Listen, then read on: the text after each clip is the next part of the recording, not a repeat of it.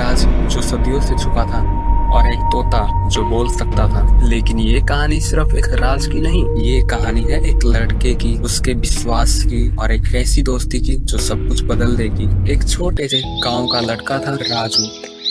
गरीब था लेकिन ईमानदार था। गांव के लोग उसे अक्सर काम के लिए बुलाते और वो कभी मना नहीं करता। एक दिन जब वो जंगल के किनारे लकड़ियां काट रहा था, तभी एक आवाज उसके कान में पड़ी। ये कौन बोल रहा है? मैं तो कोई नहीं है। राजू आसपास देखता है और उसने देखा एक तोता जाल में फंसा हुआ। अरे बेचारा, रुको, मैं तेरी मदद करता हूँ।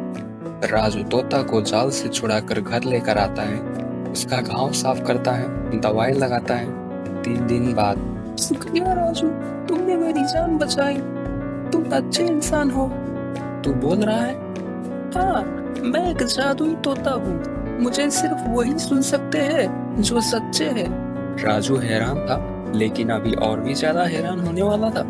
मैं तुम्हें एक राज बता सकता हूँ, एक टूटा हुआ खजाने जिसमें सोने, चांदी, हीरे, मोती और बहुत सारी जादुई वस्तु है। मुझे नहीं चाहिए खजाना, मैं बस तुम्हें ठीक देखकर खुश हूँ और इस वजह से तुम उस खजाने के लायक हो। राजू तोता अपने पंख के नीचे से एक पुराना मैप निकालता है। ये मैप सिर्फ तुम देख सकते हो और तुम्हें ले जाएगा उस जगह तक जहाँ 1000 साल से छुपा है वो खजाना। राजू ने तय किया वो जाएगा, लेकिन ये सफर आसान नहीं था। वो जैसे ही जंगल के अंदर गया, उसे दिखा एक तालाब जिसमें सांप भरे हुए थे। यहाँ तो सिर्फ सांप ही सांप है, आगे कैसे जाऊंगा? और पता नहीं आगे क्या क्या मिलेगा, लेकिन जाना तो पड़ेगा। तभी वो तोता आता है, लेकिन वो बहुत बड़ा हो चुका था। राजू, मुझ पर बैठ जाओ, मैं तुम्हें यहाँ तक छोड़ सकता हूँ। उस तोते ने उड़कर तालाब पार किया और राजू से कहा, मैं सिर्फ यहीं तक तुम्हारी मदद कर सकता हूँ, आगे की सफर तुम्हें खुद तय करनी पड़ेगी। राजू जैसे ही कुछ देर आगे गया, तभी उसे दिखा एक मकड़ियों का जालों से भरा हुआ गुफा, और वहाँ पे था एक बड़ा सा मकड़ी ने कहा, तुम यहाँ से आगे नहीं जा सकते हो। नहीं, मैं जाऊंगा तो यहाँ से आज खजाना लेकर ही जाऊं। ठीक है, अगर तुम यहाँ से आगे जाना चाहते हो तो मेरे 3 सवालों का जवाब देना होगा। अगर नहीं दे पाए तो मैं तुम्हें खा जाऊंगा। मैं तुमसे पहला सवाल पूछूंगा राजू, सिर्फ दिमाग से जवाब देना। एक गांव में 4 लोग रहते हैं, दादाजी, दादी जी, माँ और बेटा।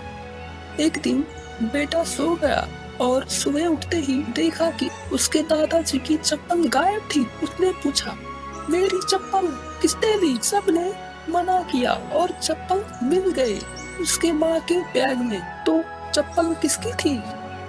राजू ने सोचा और कुछ देर बाद उसने कहा, जवाब है दादाजी की, क्योंकि बेटा ने ही पूछा था मेरी चप्पल किसने ली।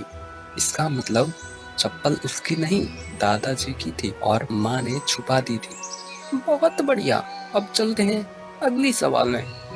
दूसरी पहेली तुम्हारी ईमानदारी की कसौटी है। तुम एक पुल पार हो जिसके दोनों तरफ एक बॉक्स रखे हैं। एक बॉक्स में 100 सोने के सिक्के हैं, दूसरे में एक ऐसी चाबी है जो तुम्हारी जिंदगी भर की खुशी देगी। पर तुम्हें चुनने से पहले बताना होगा कौन सा बॉक्स उठाओगे।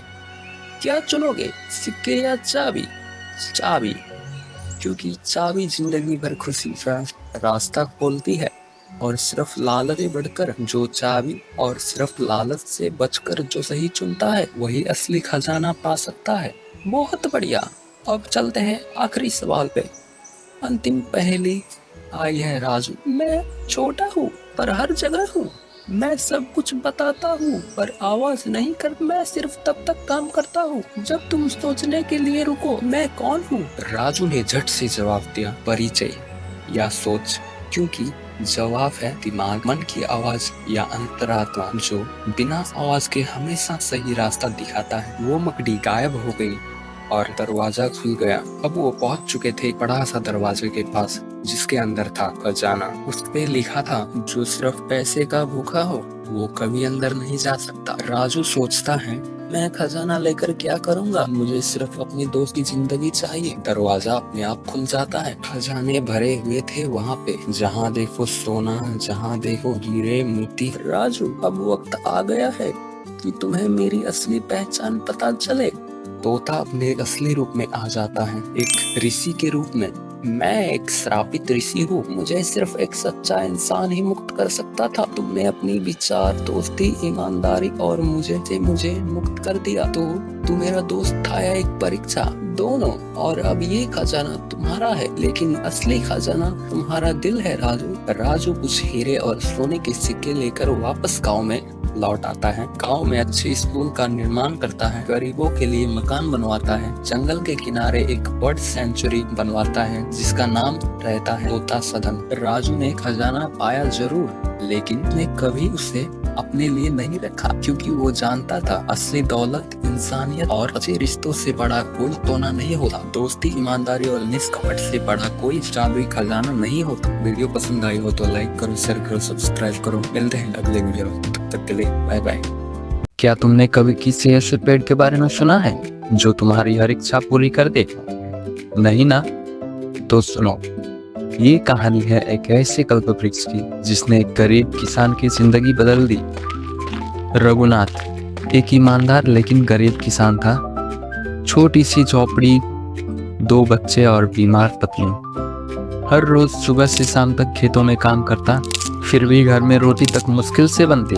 हाथ में पुरानी सी कुदाल थी और अचानक से कुदाल टूट गई। वो थक गया, बैठ गया मिट्टी पर, आंखों में आंसू आ गए और उसने आसमान की तरफ देखकर कहा, हे भगवान, क्या मेरी किस्मत में सिर्फ दर्द ही लिखी है? तभी एक अजीब सा बुढ़ा आदमी आया। कपड़ों से साधु दिख रहा था, लेकिन आंखों में एक चमक थी। उसने मुस्कुराते हुए कहा, बेटा, जब कुदाल टूट जाती है तो नई जमीन खुलने वाली होती है। रघुनाथ हैरान। उस साधु ने अपनी जेब से एक चमकता हुआ बीज निकाला। इस बीज को अपने घर के आंगन में बो देना और सुबह देखना, तुम्हारा सब्र रंग लाएगा। और बिना कुछ कहे वो बुढ़ा चला गया, जैसे हवा में खुल गए हो। रघुनाथ ने रात को वो बीज बोया और अगले दिन जहाँ बीज बोया था वहाँ एक बड़ा घना सुंदर पेड़ था। हवा चलती तो उसकी पत्तियों में से मधुर संगीत जैसी आवाज आती। पेड़ ने बोला, हाँ, उसी पेड़ ने बोला, रघुनाथ ने इधर उधर देखा। कौन है? कौन है? मैं जादुई पेड़ हूँ तुम्हारे सामने। क्या तुम बोल सकती हो? हाँ रघुनाथ, तुम्हारा दिल साफ है, तुम जो भी मांगो मैं पूरा। क्या तुम मेरे बच्चियों के लिए रोज रोटी दे सकते हो? और जब वो घर गया, उसके घर में बहुत सारे पकवान रखे हुए थे और उसकी पत्नी भी ठीक होने लगी और उसके खेतों भी उपजाऊ हो गए, अच्छे फसल होने लगे। गांव में सबसे अच्छा हरिनाथ का ही फसल था। पर एक दिन उसके छोटे भाई मुन्ना ने पेड़ के बारे में जान लिया। वो बहुत ही लालची था। उसने पेड़ से कहा, मुझे सोना चाहिए, ढेर सारा सोना। पेड़ चुप रहा, पर मुन्ना के हाथों में एक सोने का बर्तन आया। खुशी से झूमता हुआ घर गया। लेकिन जैसे ही वो घर गया, सोना पिघल गया। उसके हाथों में सिर्फ राखी बच गए। रघुनाथ समझ गया, पेड़ सिर्फ उसी के लिए था जिसकी नीयत साफ हो और दिल सच्चा हो। रघुनाथ ने पेड़ से आखिरी बार कुछ मांगा, हे कल्पवृक्ष, मेरे गांव सदा सुखी रहे, कोई भूखा ना सोए और हर किसी के दिल में दया हो। पेड़ ने एक बार फिर से अपनी पत्तों से आवाज की और गांव में एक नया युग शुरू हो गया। समय बीता, कल्पवृक्ष वही था, सिर्फ वो लोग ही उसे देख पाते थे जिनके दिल में सच्चाई हो। कल्पवृक्ष हर किसी के जीवन में होता है, कभी किसी दोस्त के रूप में, कभी किसी मौके के रूप में और कभी किसी परीक्षा के रूप में। पर वो सिर्फ तब दिखता है जब तुम्हारा दिल सच्चा हो और नीयत साफ। ये कहानी है रवि की। रवि एक छोटे से गांव में रहता था अपने बूढ़े दादाजी के साथ। खाने को मुश्किल से 2 वक्त की रोटी मिलती थी। कपड़े पुराने थे लेकिन सपने नए। पर रवि की एक आदत थी, वो रोज कोई ना कोई झूठ जरूर बोलता था। अरे मुझे मत समझाओ, मेरे पापा तो शहर का राजा है और मेरे पास तो एक ऐसा जादुई किताब है जो पढ़ेगा वो उड़ने लगेगा। गांव के बच्चे पहले तो हंसते, फिर उसकी बातों पर विश्वास करने लगे। लेकिन कुछ दिनों बाद उसे नजरअंदाज करना शुरू कर दिया। उसके झूठ इतने बढ़ गए थे कि सच सुनने की कोशिश भी कोई नहीं करता। रवि जंगल के पार खेलते खेलते चला गया और वहां देखा एक पुरानी गुफा। गुफा का दरवाजा आधा खुला था। अंदर अंधेरा लेकिन एक चमक सी थी, जैसे किसी ने बुलाया हो। ये क्या है? गुफा के अंदर से तो कुछ चमक रहा है। अंदर जाते ही उसके पैर रुक गए। एक बड़ा सा संदूक जिसमें से हल्की सी रोशनी निकल रही थी। संदूक के ऊपर लिखा था, जो सच बोलेगा उसे कुछ नहीं मिलेगा, जो झूठ बोलेगा उसे मिलेगा खजाना। मुझे तो झूठ बोलने में ही मजा आता है। अब तो मैं सच में अमीर बन जाऊंगा। रवि ने जोर से कहा, मैं शहर का सबसे अमीर आदमी हूँ। और तभी संदूक से निकला सोना, चांदी, हीरे, मोती। और रवि की आंखें खुले की खुली रह गई। वो चिल्लाया, हंसने लगा, नाचने लगा। अगले ही दिन रवि के पास एक बड़ा सा घर था। नए कपड़े, गाड़ी, नौकर चाकर। गांव के लोग हैरान। रवि अब अमीर बन गया था, पर किसी को पता नहीं था कि ये झूठ का खजाना था। रवि बेटा, ये पैसा कहाँ से आया? बस दादा के भगवान की दया है। पर झूठ का नशा चढ़ गया था रवि को। हर दिन नया झूठ, हर दिन नया खजाना। मैं सुपरमैन हूँ, मैं इस दुनिया का सबसे तेज इंसान हूँ, मैं कभी नहीं मर सकता। एक दिन रवि फिर गुफा के पास गया और इस बार बोला, मैं अमर हूँ, मौत मुझे छू भी नहीं सकता। उसके कहने की देर थी, जमीन हिलने लगी। गुफा का दरवाजा बंद हो गया। संदूक ने चमकना बंद कर दिया। रवि, क्या किया तूने?